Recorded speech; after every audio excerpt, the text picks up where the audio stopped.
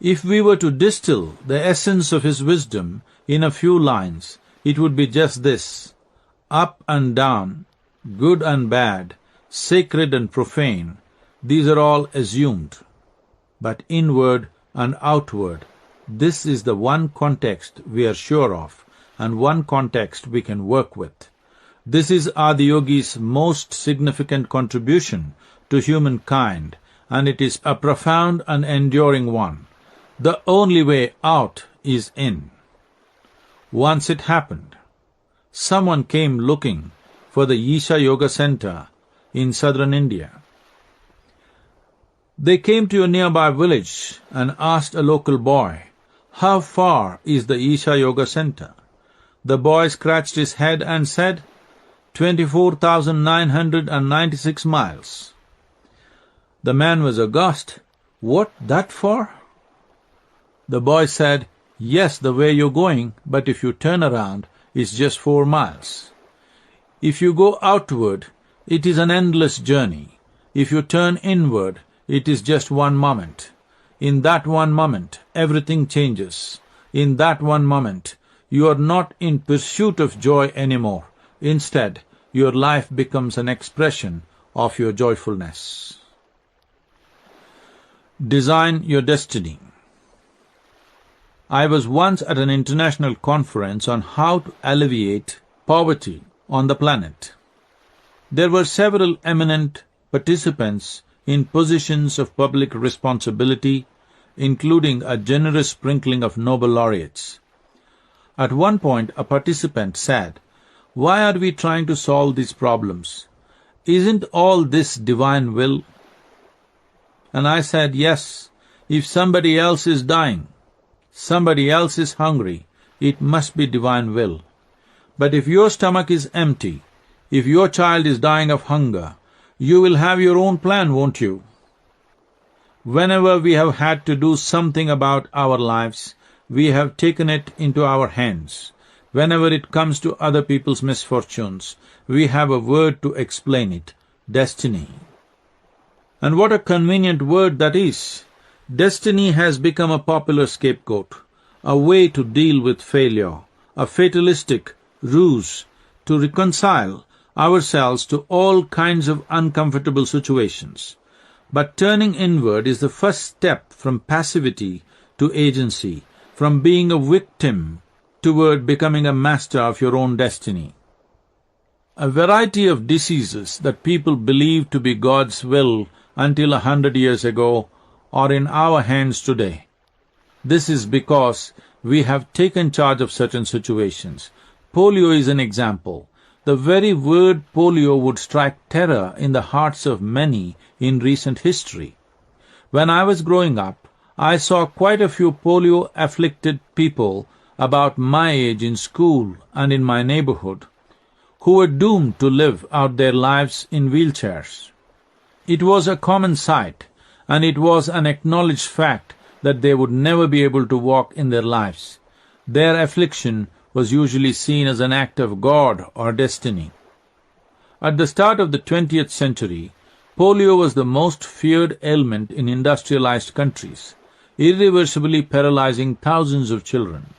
Effective vaccines helped practically eliminate this disease in the 1950s and 60s. When it was recognized as a major problem in developing countries, immunization programs were introduced. In 1988, polio afflicted 350,000 children around the world in a single year. In 2013, the number had dropped to 416. By 2012, India was no longer on the list of polio-endemic countries.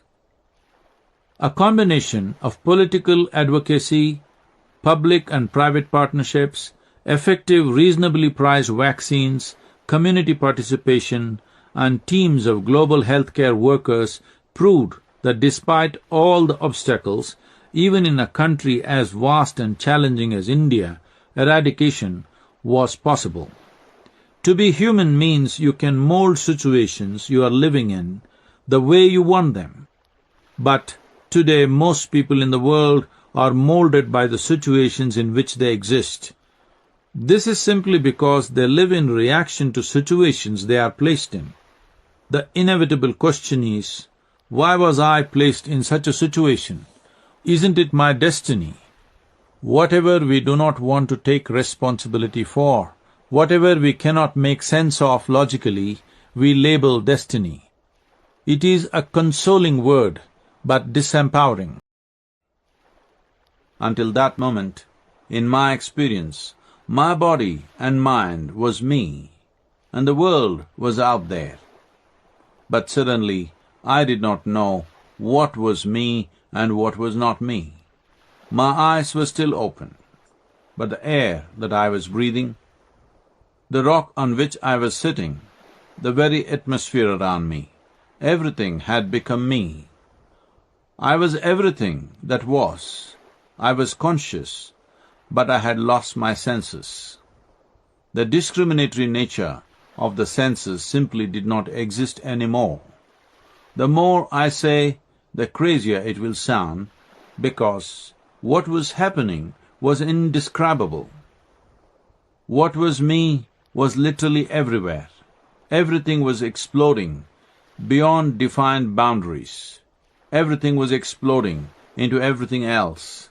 It was a dimensionless unity of absolute perfection. My life is just that moment, gracefully enduring. When I returned to my normal senses, it felt as if just 10 minutes had elapsed, but a glance at my watch told me that it was 7:30 in the evening. 4.5 hours had passed. My eyes were open. The sun had set. It was dark. I was fully aware, but what I had considered to be myself until that moment had completely disappeared. I have never been the teary kind, and yet here I was, at the age of 25, on a rock upon Chamundi Hill, so ecstatically crazy that the tears were flowing and my entire shirt was wet. Being peaceful and happy had never been an issue for me. I had lived my life the way I wanted. I had grown up in the 60s, the era of Beatles and blue jeans, read my share of European philosophy and literature, Dostoevsky, Camus, Kafka, and the like. But here I was, exploding into a completely different dimension of existence, of which I knew nothing, drenched in a completely new feeling, an exuberance, a blissfulness that I had never known or imagined possible. When I applied my skeptical mind to this, the only thing my mind could tell me was that maybe I was going off my rocker. Still, it was so beautiful that I knew that I didn't want to lose it. I have never quite been able to describe what happened that afternoon. Perhaps the best way to put it is that I went up and did not come down. I never have. I was born in Mysore, a pretty princely town in southern India, an erstwhile capital known for its palaces and gardens. My father was a physician, my mother a homemaker. I was the youngest of 4 siblings. School bored me. I found sitting through class impossible because I could see that the teachers were talking about something that did not mean anything to their lives. Every day, as a 4-year-old, I instructed my housekeeper, who accompanied me to school in the morning, to drop me off at the gates and not enter the building. As soon as she left, I would dart to the nearby canyon, which exploded with an incredible variety of life. I started accumulating a vast personal zoo of insects, tadpoles, and snakes in bottles, obtained from my father's medicine cabinet. After a few months, when my parents discovered that I hadn't been attending school, however, They seemed singularly unimpressed by my biological explorations. My expeditions to the canyon were dismissed as messing about in a rainwater drain. Thwarted as I often was by what I regarded as a dull, unimaginative adult world, I simply turned my attention elsewhere and found something else to do. In later years, I preferred to spend my days roaming the forest, catching snakes, fishing, trekking, and climbing trees. If we had no problem with biology, we would not make distinction between who is who. Everybody would be known for what they are worth. Whether somebody is male or female would be irrelevant. The whole exploitation of women starts once you cannot accept the fundamental differences between a man and a woman. You do not have to make biology sacred, nor do you have to make it filthy. It is an instrument of life. Because of it, you exist. If you know how to live it without elevating it or making it ugly, it has a beauty of its own. The sensuousness that you experience in life is a chemical invitation for something that is not you to become a part of you. This is nature's way of instigating you toward a union or yoga. Though sensuousness is celebratory in its nature, it is discriminatory too. When two individuals are in a passionate meeting, the rest of the world is excluded or even obliterated. If the celebration has to last, your sensuousness or your passion has to become all-inclusive. If you are in a state of all-inclusive passion, we call this yoga. So denial is not the answer, expansion is the only answer. And if you have not known the sensuousness of the life-giving breath that is on every moment of your life, how can you even begin to know any other kind? Experiencing the orgasmic nature of the breathing process is called Anapanasati Yoga, the yoga of incoming and outgoing breath. Anapana literally means in and out. Sati means female consort. So the reference here is clearly to orgasmic union.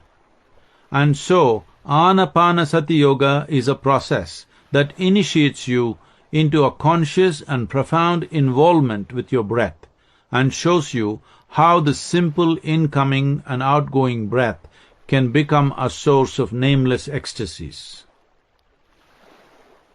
Sadhana.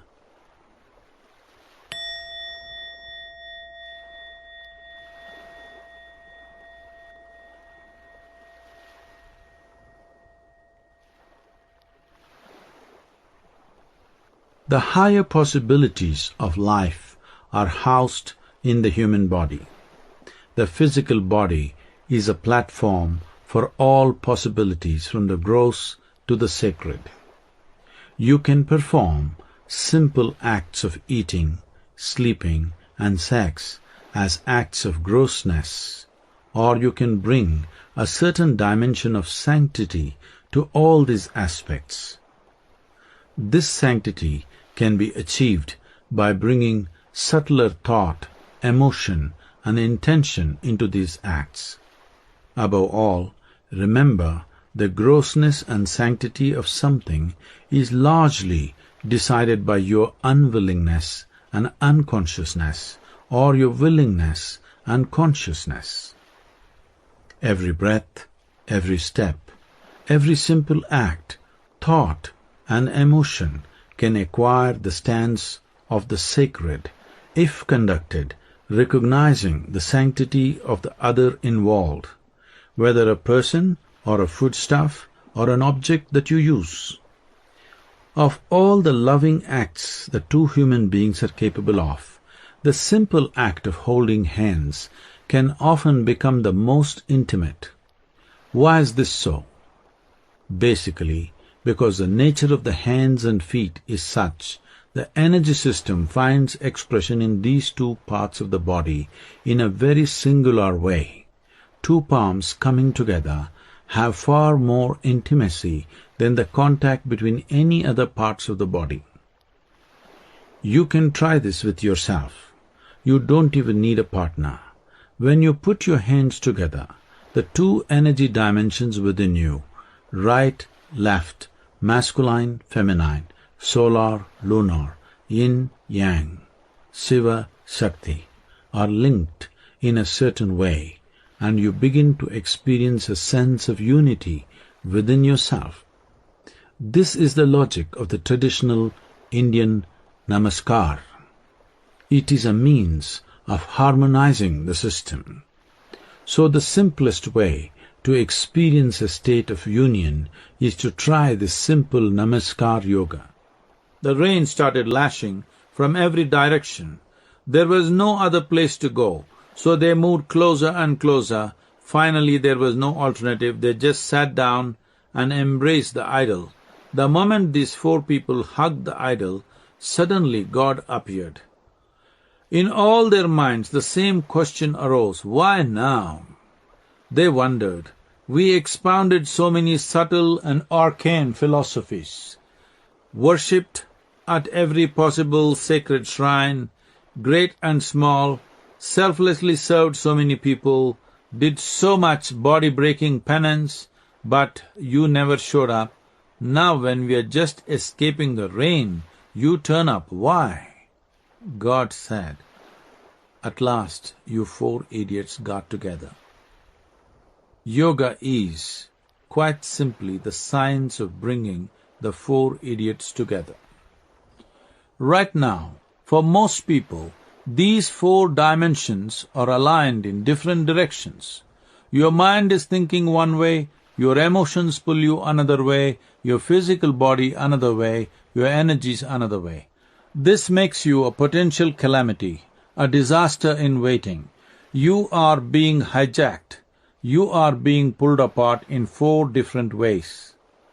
It is now time to plunge into the adventure of self-alignment, into the remarkable empirical system that is yoga, one that enables you to be both alchemist and experiment, subject and object at the same time. And so the next section of this book turns pragmatic. Having mapped the terrain, we now embark on a real journey, a conscious journey of self-discovery and self-reclamation. We will explore the nature and possibilities of the first three yogic layers or sheets, namely body, mind, which includes thought and emotion, and energy. It will also introduce you to strategies by which you can turn each of these layers into a tool for transformation, an instrument of knowing. The problem is that religious nuts around the world have exported everything that is beautiful about a human being to the other world. If you talk of love, they speak of divine love. If you talk of bliss, they speak of divine bliss. If you talk of peace, they speak of divine peace. We have forgotten that these are all human qualities. A human being is fully capable of joy, of love, of peace. Why do you want to export these to heaven? There is so much talk of God and heaven mainly because human beings have not realized the immensity of being human. It is obvious that the very source of life is throbbing within you. The source of your life is also the source of every other life, the source of all creation. This dimension of intelligence or consciousness exists in every one of us.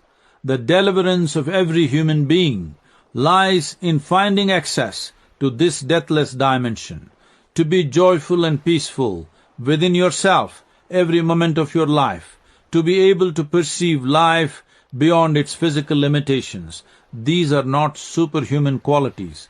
These are human possibilities. Yoga is not about being superhuman, but about realizing that being human is super. Yugaratova Bhogaratova Sangaratova Sangavihina. Inner Engineering, a Yogi's Guide to Joy, continues with Part 2. रमते चित्तम् यस्य ब्रह्मणि रमते चित्तम्. Part 2. A note to the reader.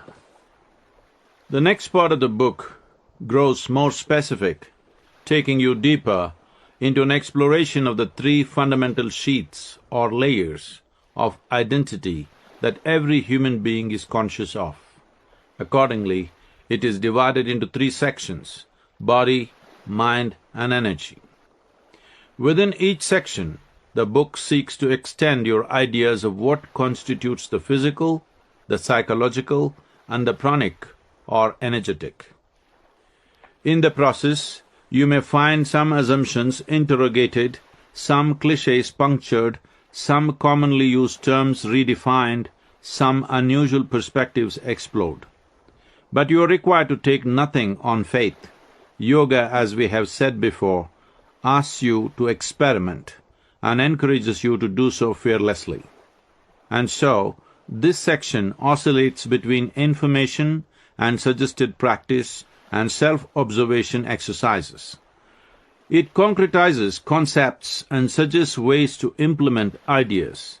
In the process, you can find out for yourself whether these concepts are workable or if they are simply so much hot air. What is the best way to approach this section? You may not feel inclined to implement each of the exercises offered in the sadhana sections. That is absolutely fine. The reason for offering you a range of practices and tips is so that you can zero in on any that appeal to you. These steps are simply intended to help you make the transition from the page to the business of daily living, to offer you the freedom to test every hypothesis in the laboratory of your own life. This section aims at turning you from a passive reader, an armchair yogi, into a dynamic participant in the magic of a life consciously lived, freely chosen. Kriya yogis, on the other hand, can do whatever they wish with their inner world and achieve a great deal in the outer world as well. Sadhana.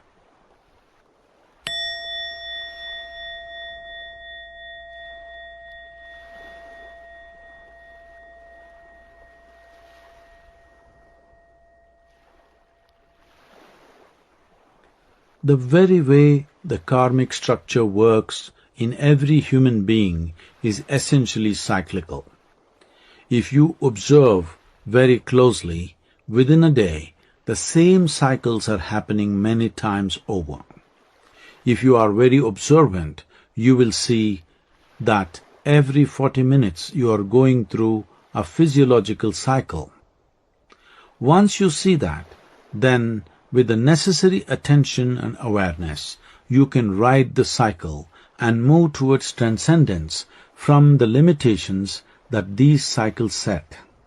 So, every 40 minutes, life presents you with an opportunity, the opportunity to become conscious. Every 40 to 48 minutes, there is also a shift of dominance in the way the breath is moving through the right and left nostrils. It is dominant in the right nostril for a length of time and then in the left. Become aware of this so you know at least something about you is changing. This awareness can be further enhanced into awareness of the solar and lunar influences upon the body. If you bring your physical system in sync with the lunar and solar cycles, your physical and psychological health is guaranteed.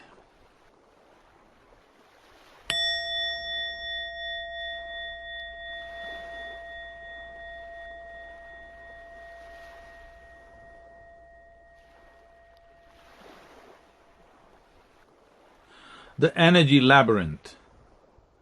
The yogic system offers us a comprehensive and elaborate view of the anatomy of the human energy body. It has mapped 72,000 channels, or nadis as they are called, in the energy system. The prana, or energy, moves through these channels. These 72,000 channels spring, in turn, from three basic channels. The channel on the right is known as Pingala, the left is known as Ida, the central is known as Sushumna. These three channels are the basis of the energy system. Pingala is symbolized as the masculine, Ida is symbolized as the feminine. Masculine and feminine do not refer here to biological differences, but to certain qualities in nature that have been identified as such. These qualities are represented by these two channels. If a person's Pingala is very pronounced, then the outgoing exploratory qualities will be dominant.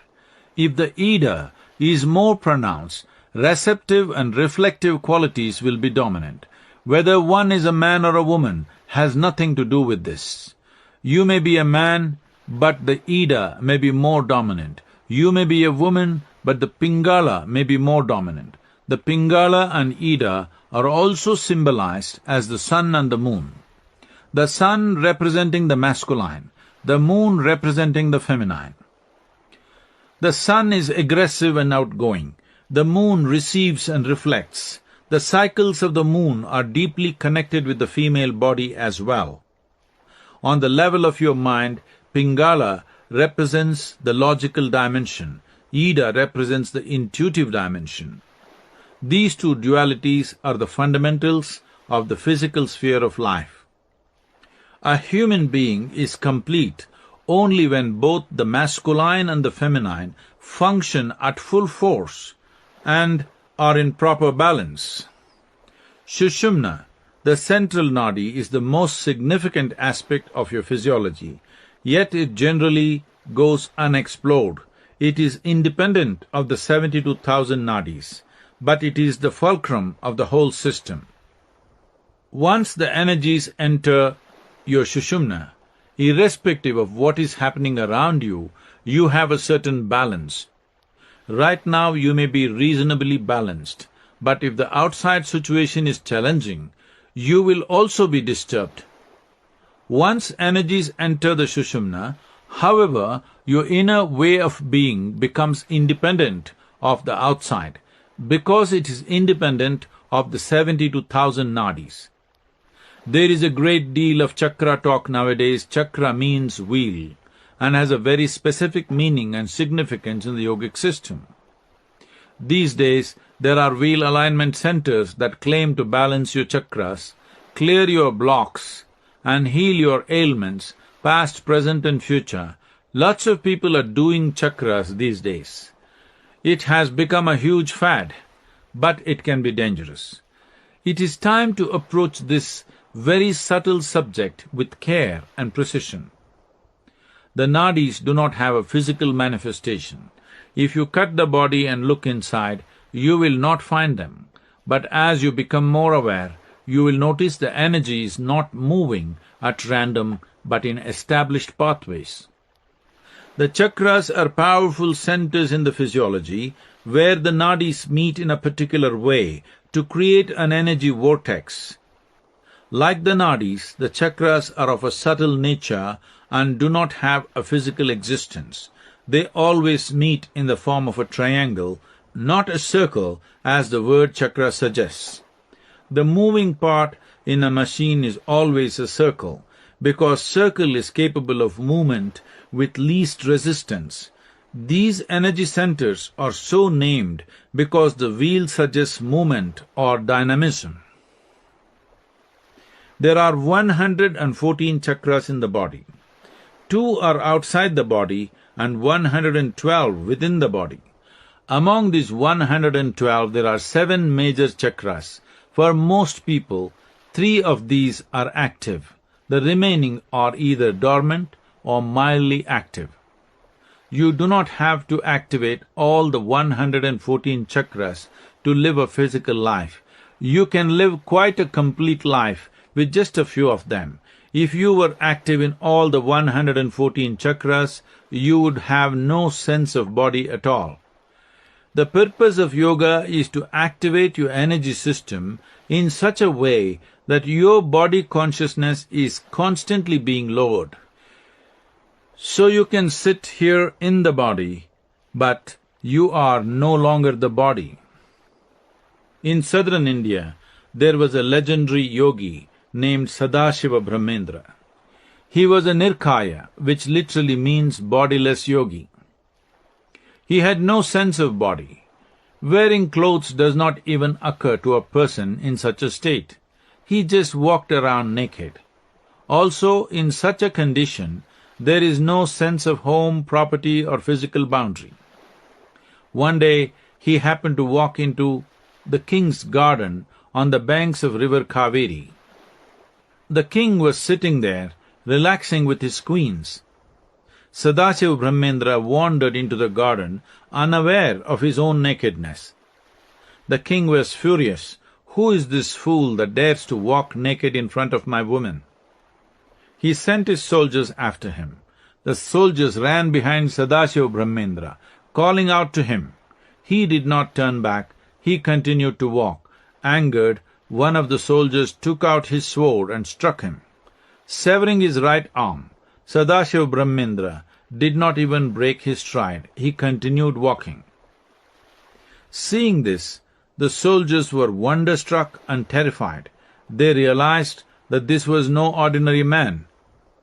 The king and his soldiers ran after him, prostrated, begged his forgiveness, and brought him back to the garden.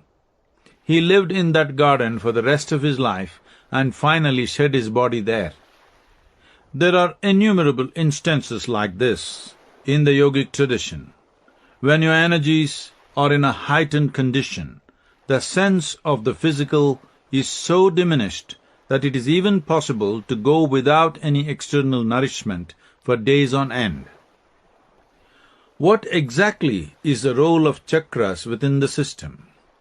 There are 7 fundamental chakras: the Mooladhara, which is located at the perineum, the space between the anal outlet and the genital organ; Swadhisthana, which is just above the genital organ; Manipuraka, which is 3/4 of an inch below the navel; Anahata, which is just below the sternum; Vishuddhi is at the pit of the throat; Agna, which is between the eyebrows; and Sahasrara, also known as Brahmarandra, which is at the fontanelle on top of the head, where the newborn infants have a soft spot. Restfulness essentially defines the replenishing and rejuvenating capability of the body. You cannot slow down your system at the cost of activity. What is necessary is to keep your system in such a way that activity does not take its toll upon it. Maybe physically you get exhausted, but it need not stress you in any way. If you are capable of being vibrantly active and still relaxed, then it is worthwhile. If you start certain simple practices of yoga in 3 to 4 months' time, your pulse rate will drop at least 8 to 20 counts very easily. That means the body is running so much more efficiently and at a relaxed pace. What the body needs is not sleep, but restfulness. If you keep the body very relaxed through the day, your sleep quota will go down naturally. If your work and taking a walk or exercising are also relaxation for you, your sleep quota will drop even further. Right now, people want to do everything the hard way. I see people walking in the park in a state of tension. Whether you walk or jog, why can't it be done easily, joyfully? This exercise may be causing more harm to you than well-being because you are going at it as if you are going into a battle. Don't battle with life. You are not anti-life. You are life. Just get in tune with it. You will see that you will pass through it easily. Keeping yourself fit and well is not a battle. Do some activity that you enjoy. Play a game, swim, walk, run. If you don't like to do anything except eat cheesecake all day, then you have a problem. Otherwise, There is no incompatibility between being active and relaxed at the same time. How much sleep does your body need? It depends on the level of physical activity you are engaged in. There is no need to fix the quota of either food or sleep. To program the calories you must consume and the number of hours you must sleep is a foolish way to handle life. Let the body decide how much it should eat today, not you. Today, your activity levels are low, so you eat less. Tomorrow, your activity is high, so you eat more. Similarly, with sleep, when you feel sufficiently relaxed, you come awake. The moment the body is rested, it will wake up, whether it be at 3 or 4 or 8 o'clock. When it comes to food and sleep, your body is the best judge. If the body is at a certain level of alertness and awareness, you will see that once it is well rested, it will awaken. That is, if it is eager to come to life. If it is somehow trying to use the bed as a grave, then it is a problem. Keep the body in such a way that it is not longing to avoid or escape life. Maintain it in such a way that it is longing to come awake. Sadhana.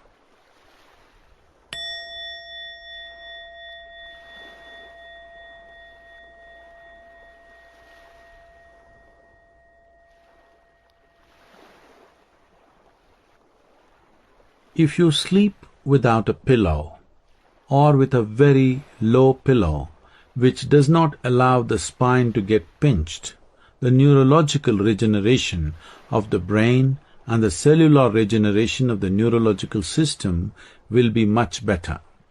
If you sleep without a pillow, it is best to lie on your back in a supine position, rather than on your side. Lying in this position is referred to in yoga as shavasana.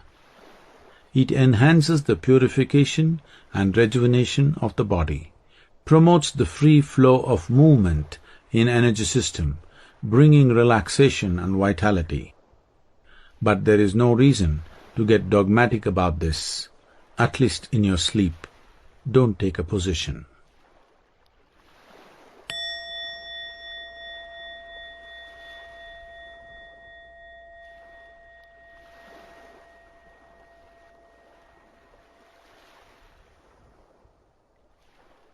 Carnal to cosmic. Existence is a dance between the unmanifest and the manifest.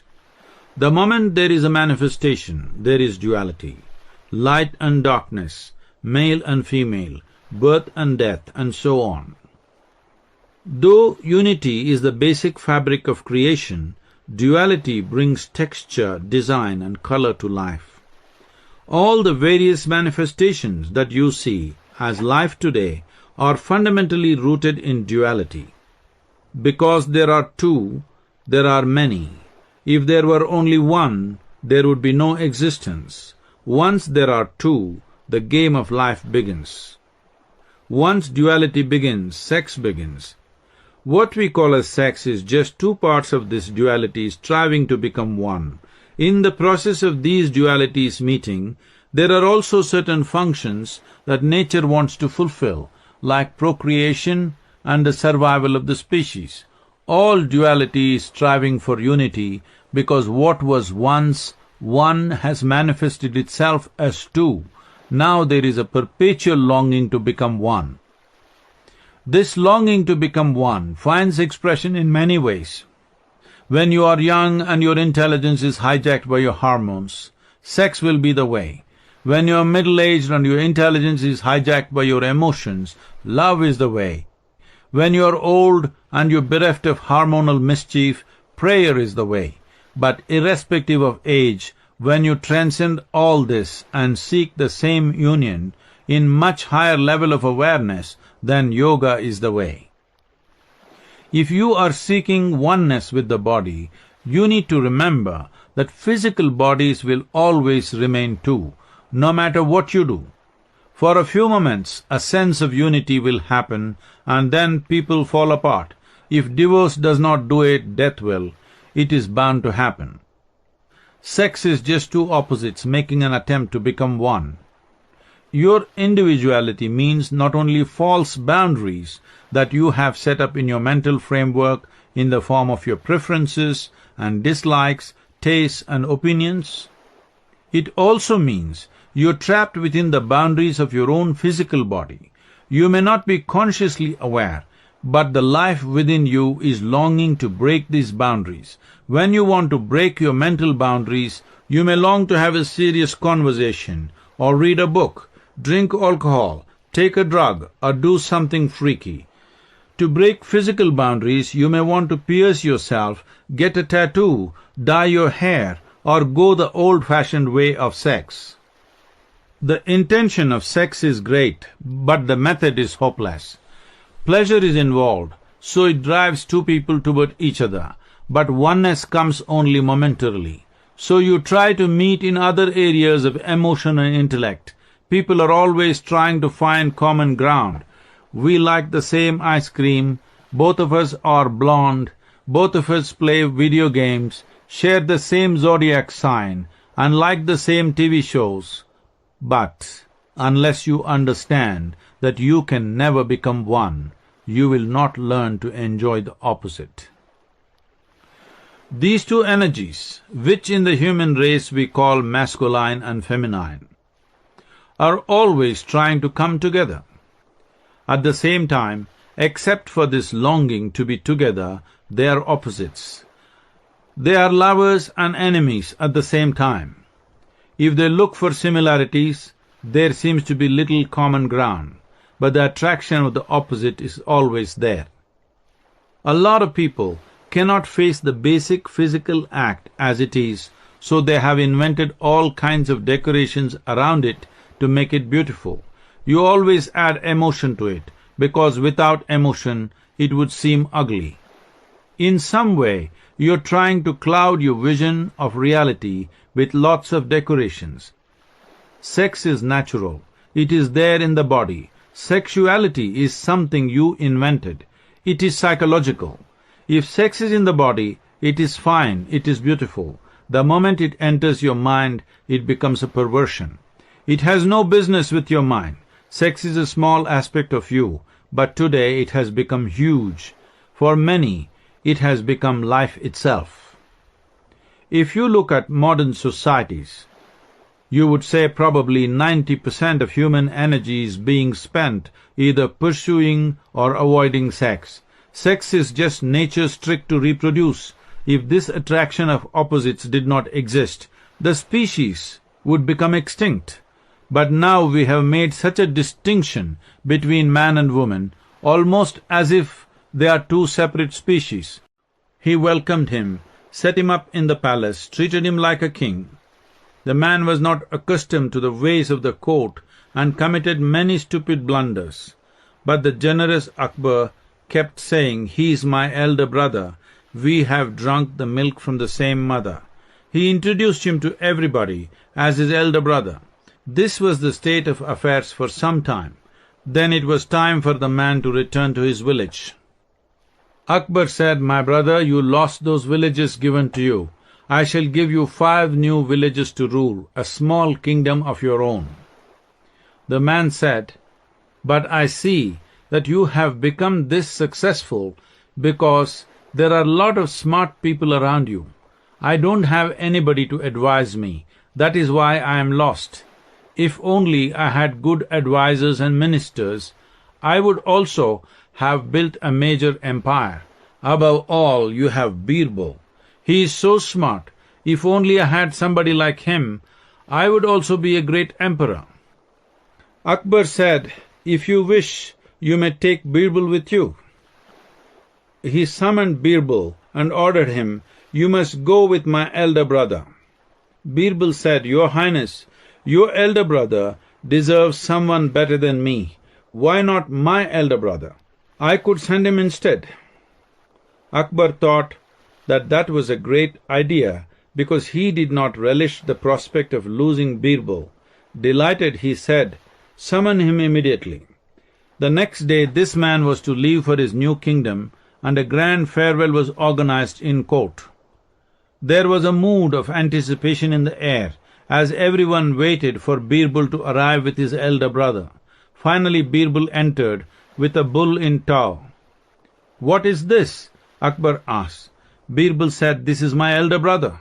Akbar was furious. "Are you trying to insult me and my brother?" "No, my lord," said Birbal. "He is my elder brother. Both of us drank milk from the same mother." Once your intellect, or buddhi, as it is termed in yogic taxonomy, gets identified with something, you function within the realm of this identity. Whatever you are identified with, all your thoughts and emotions spring from that identity. Right now, suppose you identify yourself as a man, all your thoughts and emotions flow from that identification.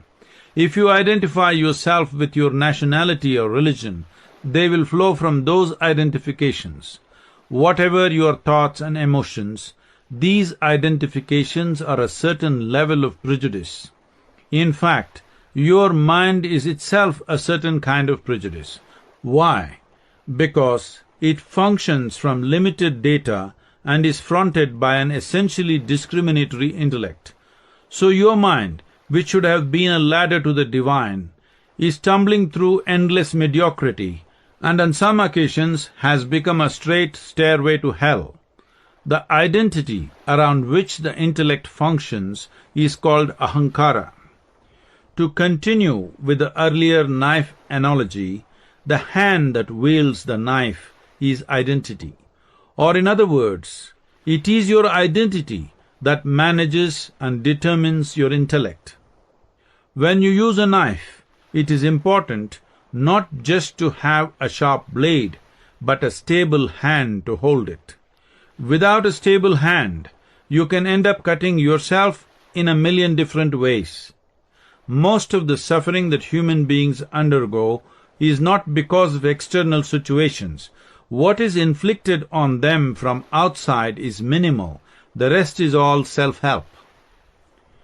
Once you are identified with something that you are not, the mind is an express train that cannot be stopped. If you put the mind on full steam and want to apply the brakes, it will not work. But if you are able to disentangle yourself from everything that you are not, if you disidentify, as it were, you will see that the mind turns blank and empty. When you want to use it, you can. At other times, it will simply be empty, devoid of all psychological clutter. That is how it should be. Right now, you are identified with so many labels. At the same time, you are trying to stop your mind. This will simply not work. Irrespective of what you think you are, when death confronts you, every identification falls away. If human beings learn to drop these voluntarily, life would be blissful. Today, in attempting to fetishize the body, people are creating untold suffering. You cannot think of a better arrangement materially in terms of health care, insurance, cars. You have more comforts and conveniences than any previous generation, but people are suffering immensely. In affluent societies, almost every fifth person is on some kind of medication just to maintain mental balance. When you have to take a tablet every day to remain sane, this is not joyfulness. You are on the verge of breaking down because you have made a small aspect of your life the whole of your life. Mortality and profundity. Only when you recognize your mortal nature do you want to know what more there is to life. It is then that spiritual process opens up. Once it happened. Two men over 80 years of age met.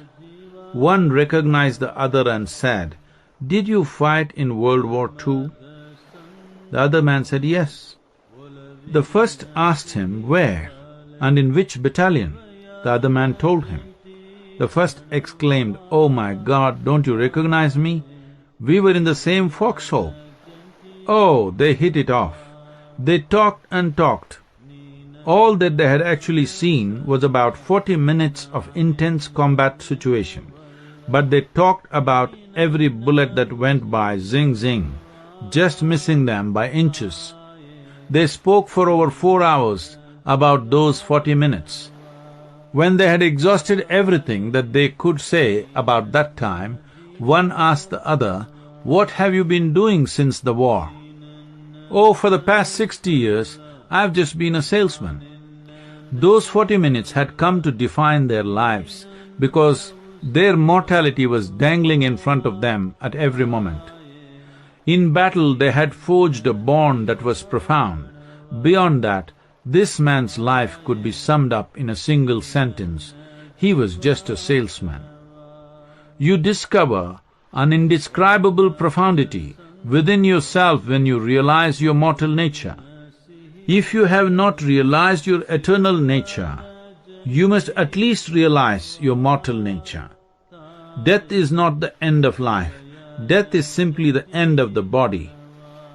If you have lived with a very deep identification with the physical, the more you will struggle with death, because death marks the end of the body.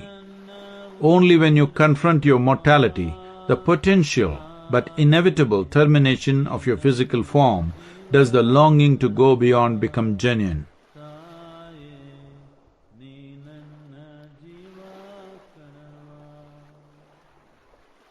Mind, miracle or mess? Once it happened, a man wished to acquire supernatural powers. He went from one guru to another, desperately in search of instruction. He eventually found his way to a remote hermitage in the Himalayan wilderness. The guru of the ashram divined the purpose of his quest and tried to dissuade him. "What will you do with these powers? So what if you learn to walk upon water? After 3 days, a boat will be better. Don't waste your life on these irrelevant pursuits. Let me teach you meditation instead." The master made many attempts to dissuade him, but the man was adamant. The guru finally said, "Well, if you're determined, take a dip in the river tomorrow morning at 4 o'clock and come to me. I will initiate you into the secrets of the supernatural." The man was excited. He took a pre-dawn dip in a freezing Himalayan river, turned half blue, and came and sat expectantly before the master. The guru said, "See, this is very simple. I have a secret mantra. If you utter it 3 times over, for the next 40 days, all the supernatural powers will be yours." He then revealed the mantra, "Asatoma Sadgamaya." From ignorance, lead me to truth. The guru said, "You have to repeat this sacred mantra 3 times a day for the next 40 days, and the entire realm of the supernatural will be yours." The first recorded use of the method we now call Zen happened almost 8,000 years ago, well before the time of Gautama the Buddha. King Janaka was a brilliant man, an ardent seeker, burning with the longing to know. He had exhausted all spiritual teachers in the kingdom. None of them could help him because they were all born out of the book. He had still to meet someone who came from inner experience. One day the king went on a hunting trip. Riding deep into the jungle, he caught sight of a yogi. He stopped. Seated outside a small hermitage was Ashtavakra, one of the most accomplished yogis and spiritual masters of all time. Janaka prepared to get off the horse to greet him. He swung his leg over the saddle and was about to dismount when Ashtavakra said, "Stop." So Janaka stopped right there, one leg still in the stirrup and the other mid-air. It was a painful position to be in, but Janaka stayed frozen, staring at Ashtavakra. We don't know how long the guru held him that way, but suddenly, in that awkward state, Janaka became fully enlightened. The method employed by Ashtavakra was akin to what is generally known in the world as Zen today. Once it happened, there was a Zen master whom everyone respected, but who had no teaching to impart. He always carried a huge sack on his shoulders. This would contain many items, and some of it would be sweets. In every town and village that he visited, children would gather around him and he would distribute sweets and leave. People asked for teachings, but he would just laugh and go on his way. One day, a man who was himself known to be a Zen master of great repute came to meet him. He wanted to ascertain whether this man with the sack was really Zen or not. So he asked him, "What is Zen?" Immediately, the man dropped the sack and stood straight.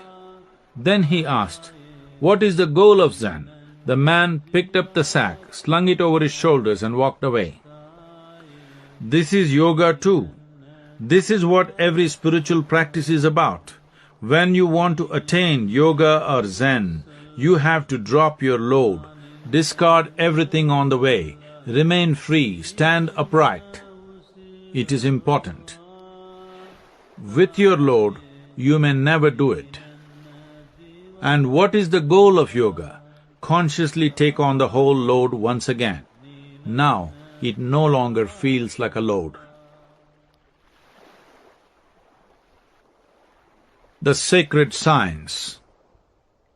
What does it mean to sanctify or consecrate a space?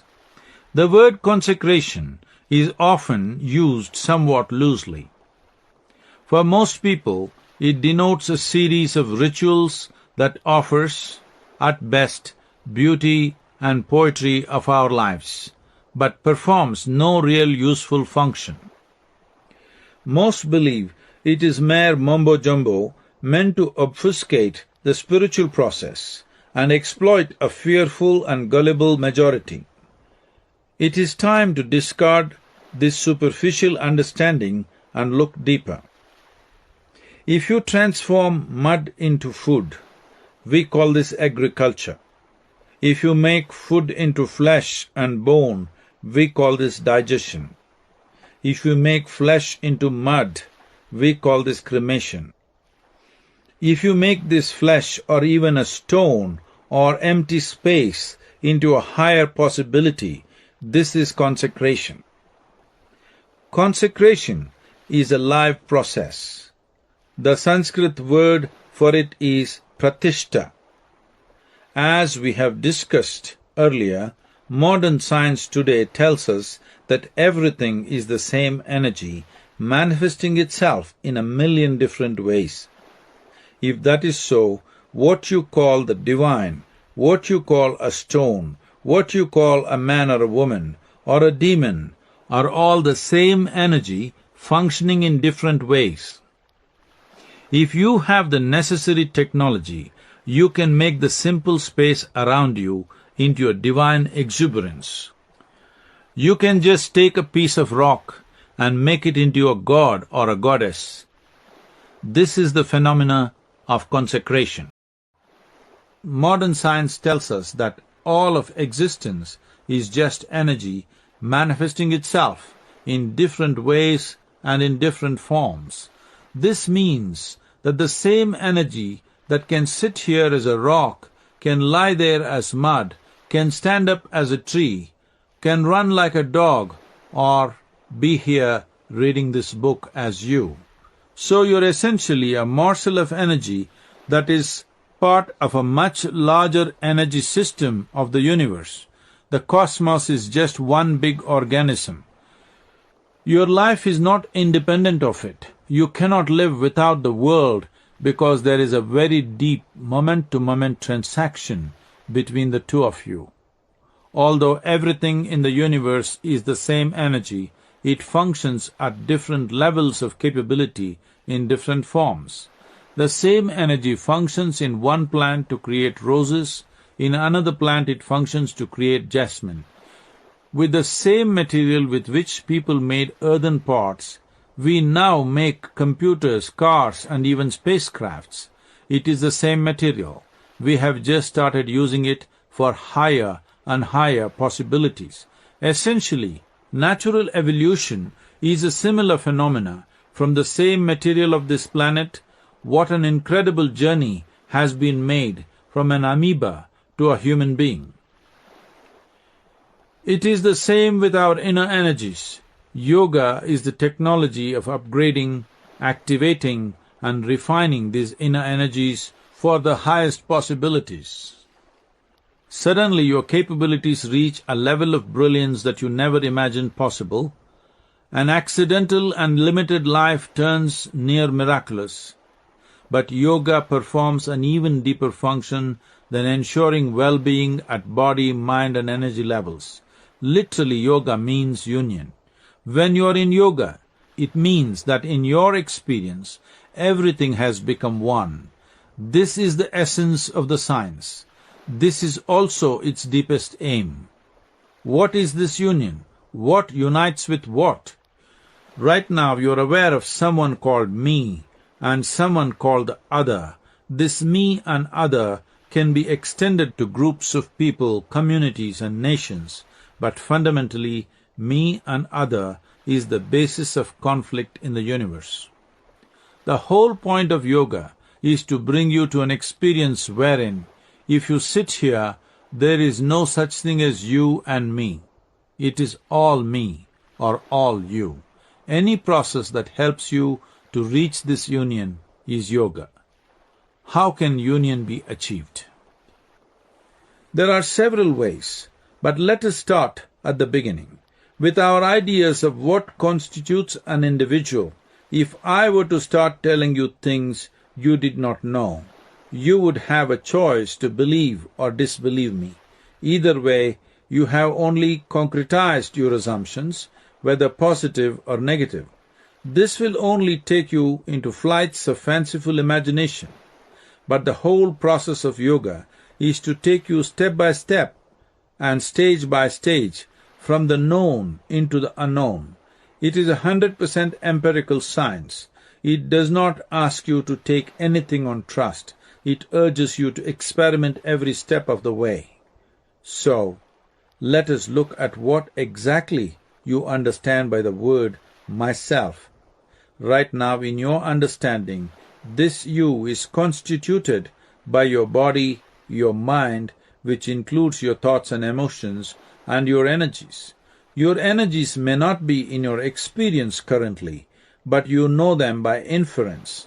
If your body and mind function as they do, there must be some kind of energy empowering them. These three realities, body, mind, energy, are what you know. They are also what you can work with. Yoga tells us that we are actually composed of 5 sheets or layers, or simply bodies. As there is a medical physiology, there is a yogic one as well. It leads us from gross to subtle levels of reality. Do you have to believe in it? No, but it is a useful place at which to start our exploration. Your fundamental area of work, however, is only with the realities that you are aware of. The first sheath or layer to which yoga draws your attention is the physical body, the Annamaya Kosha, or more literally, the food body.